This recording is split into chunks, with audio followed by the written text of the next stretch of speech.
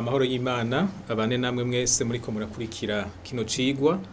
Iki ni ikiganiro kiri mu rukurikirane rw'inyigisho zitwa Itara. Jewe nitwa Cher Niyonizigiye. Ndanezerewe no kubana namwe muri kino cigwa kandi ndabahaye ikaze. Ijambo tuganira ko muri iki cigwa rirasa n'iryo twaganiriye ko mu cigwa giheruka, no kuvuga ko tugiye ku ntambuko ya kabiri. Tugerageza kwishura ikibazo kivuga ngo ni kubera iki Imana ishaka ko duhinduka? Kubera iki tumaze kwakira agakiza itatureka ngo tugume uko nyene twari tumeze? Ni kuki ishaka ko tuca twinjira mu rugendo rwo guhinduka? Turaza kwisunga ibisomwa bitatu vyo muri Bibiliya. Igisomwa ca mbere twaramaze kukiganirako na Baroma 12 umurongo wa mbere n'uwa kabiri, havuga ngo nuko bene data nkunda ndabahanura kubw'imbabazi z'Imana ngo mutange imibiri yanyu ibi bimaze bizima vyera bihimbara Imana, niho kuyikorera kwanyu kogira ikimazi. Ntimushushanywe n'ivy'iki gihe, yamara muhinduke gose mugize imitima misha kugira ngo mumenye neza ivy'Imana igomba, nivyo vyiza bitunganye kandi bishimwa gose. Igisomwa ca kabiri ni cete ca kabiri candikiwe Timoteyo, igice ca gatatu dusoma umurongo wa 16 n'umurongo wa 17. Naho havuga ngo ivyanditswe vyose vyahumetswe n'Imana kandi bigira ikimazi co kwigisha umuntu no kumuhana no kumutunganya no kumutoza indero nziza mu kugororoka, kugira ngo umuntu w'Imana abe uwushitse afise ibimukwiye vyose, ari ekipe ngo akore igikorwa ciza cose. Igisomwa ca gatatu ni cete candikiwe abakristo bo mu gisagara c'Efeso, igice ca kabiri ku murongo w'10. Havuga ngo kuko turi biremwa vyayo twaremewe muri Kristo ngo dukore ibikorwa vyiza ivy'Imana yaturemeye kera ngo tubigenderemwo. Nashaka ndabatera intege ngo muze mufata akanya ko kurimbura Abaroma 12 ujya murongo wa mbere n'uwa kabiri, niki gisomwa co muri Timoteyo, cete ca kabiri candikiwe Timoteyo 3:16 na 17, kuko ibi bisomwa bibiri ubitahuye ubutahuye urupfunguruzo rw'ubuzima buhimbara Imana. Naha bihera umuntu aza gukira, abanza gutahura vy'ukuri uru rugendo rwo guhinduka ingene rutangura kandi agaheza akarubamwo. Uwo bigoreye ngaha ubwenge bwiwe ntibuhindurwe n'ijambo ry'Imana, biragoye cane ko akora nk'umuntu w'Imana mu bikorwa, mu ngeso, mu kuntu abayeho.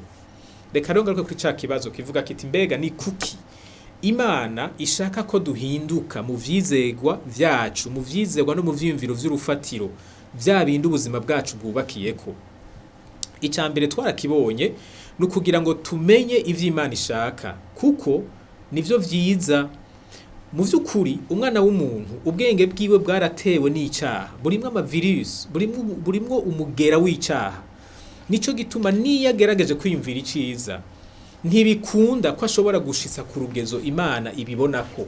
Kandi namwe muravyumva, murazi Imana izi vyose, izi vyabayeho, izi bihari, izi nibizoba. Ikindi ca kabiri, ikintu Imana izi ikimenya 100%. Nukuvuga Imana ntimenye igice c'ibintu, Imana ibimenya vyose. Uko kuntu rero Imana imeze nivyo bituma ishobora kumenya iciza vy'ukuri n'ikibi kamenya ko ari kibi. Twebwe kubera dukoresha ubwenge bufise aho bugarukira, turashobora kubona ko ikintu ari ciza, mugabo tugeze imbere tugasanga cari kibi. Ivyo birumvikana, ubwenge bwacu burafise aho bugarukira, hari ibintu tutazi, hari ibintu tutazomenya, mbere n'ivyo twitwa ko tuzi usanga tubiza gace. N'abajya bafise ubuhinga buhanitse gose mu bisata kanaka vy'ubumenyi, usanga bafise impapuro ndangabumenyi zo ku rwego rwo hejuru, ntibaba bazi ibintu vyose 100% muri kirya gisata bizemwo. Nukuvuga rero tuguma dukeneye guhingurwa n'Imana kugira ngo dushobore kumenya iciza. Ico nico gituma Imana ishaka ko duhinduka, kuko ubwenge bwacu bumeze nka logiciel, bumeze nka bijya bintu bashira mu mamashine kugira ngo ashobore gukora. Iyo logiciel imeze neza, imashini ikora neza. Logiciel imeze nabi, imashini ikora nabi. Ntidushobora gukora neza kurusha logiciel turimwo, kurusha ubumenyi, kurusha ivyizegwa ubuzima bwacu bwubakiyeko. Naraberetse imigani imwe muri kino gihugu cacu abantu bamwe bagenderamwo, kandi usanga kumbure hariho n'abakristo babigenderamwo bashobora kuba batanabizi, nk'umugani uvuga ngo igisuma n'igifashwe.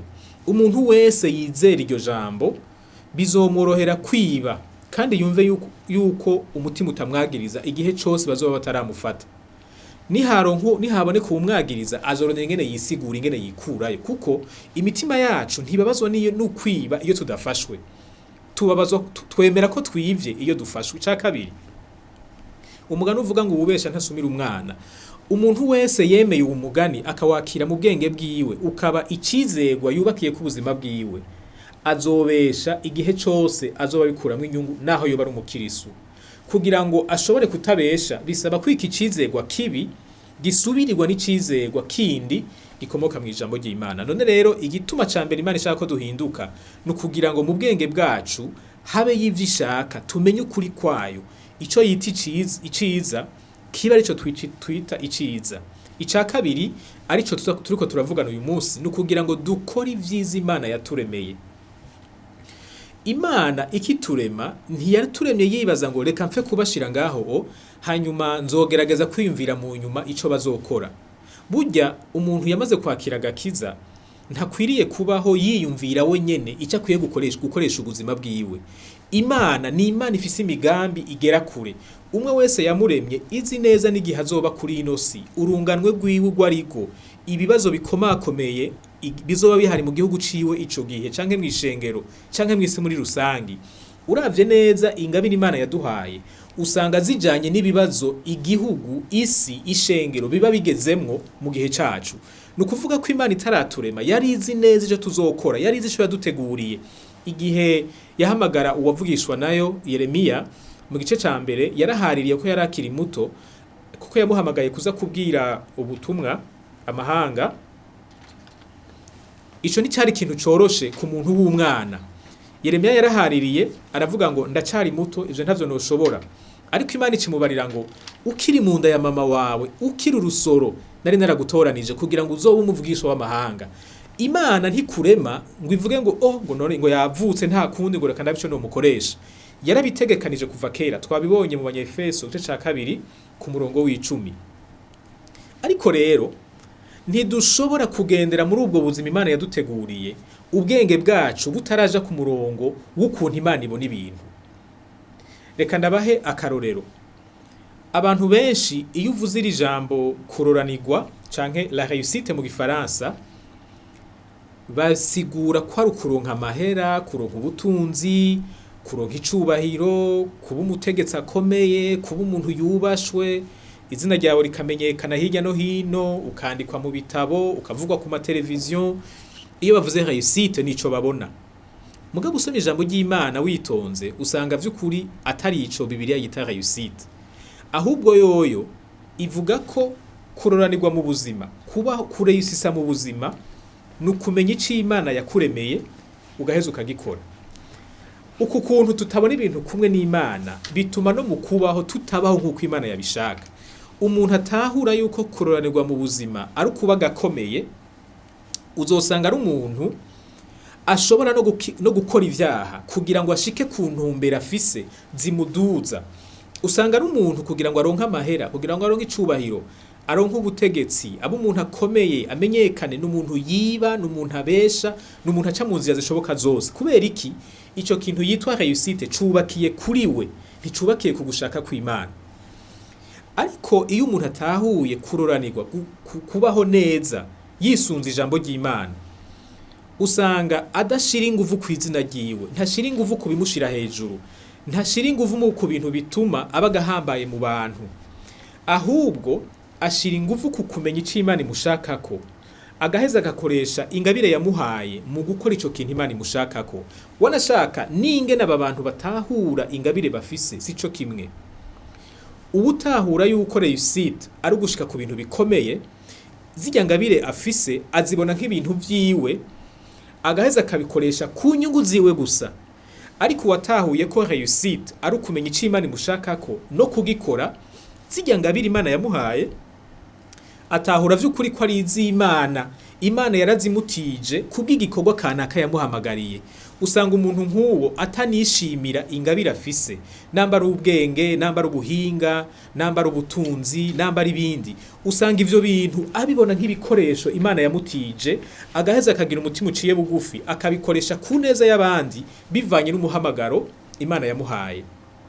Tukiri ngaha nawe urashobora no kwisuzuma. Mbega burya wewe iyo uvuze réussite mu buzima utahura iki?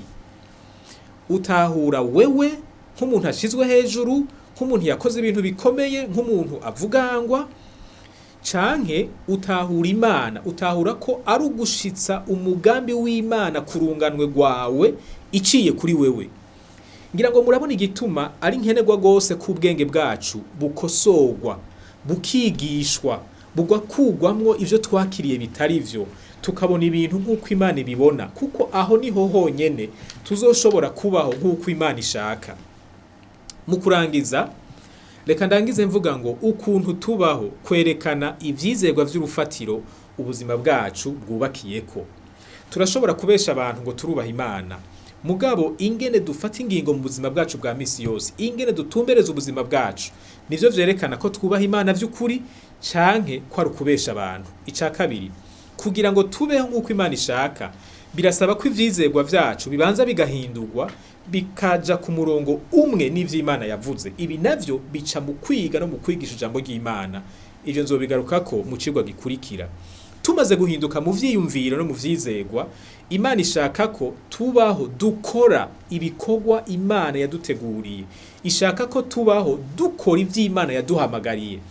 Abantu benshi bazi ko abapastori ari bo bafise imihamagaro yo bonyene, ariko mu vy'ukuri rirya jambo ntirivangura. Umuntu wese yakijijwe, Imana iramufise ku mugambi, yahari ikintu ishaka gukora mu bwami bwayo. Mbega ico kintu urakizi? Canke uriko urahiga hirya no hino ututora, ugerageza kurondera ingene wokoresha ubuzima bwawe. Ntibikeneye ko umutwe, Imana yaraguteguriye ivyo uzokora muri iki gihe cawe. Ikigusaba nuko wugurura ubwenge bwawe, igaheza ikagufasha kubimenya, maze nawe ukiyemeza kubigenderamwo, ukiyemeza kubikora. Ndashaka ndangize ndabashimira cyane, ndabakengurukira ku mwanya mufata mukurikirana zino nyigisho. Ababanye nanje muri iki cigwa, Imana ibahezagire cyane, kandi cyane ibashoboze kubaho ubuzima buhwanye n'ivyo yabateguriye. Ntimuzoshike mu maso yayo ngo babaze ngo mbega kujya kuntu wabayeho ninde yari yabigutumye. Birashoboka ko uyu munsi dukosora, tukabaho nk'uko Imana ibishaka, tukazoja mu ijuru, tukazoyeseruka mu maso ivuga iti kaze bane banje, ivyo nabashaka ko nivyo mwakoze, uko nashaka ko mubaho niko mwabayeho. Ndakwipfuriza kuba mu b'Imana izobwira ayo majambo. Imana ibahezagire.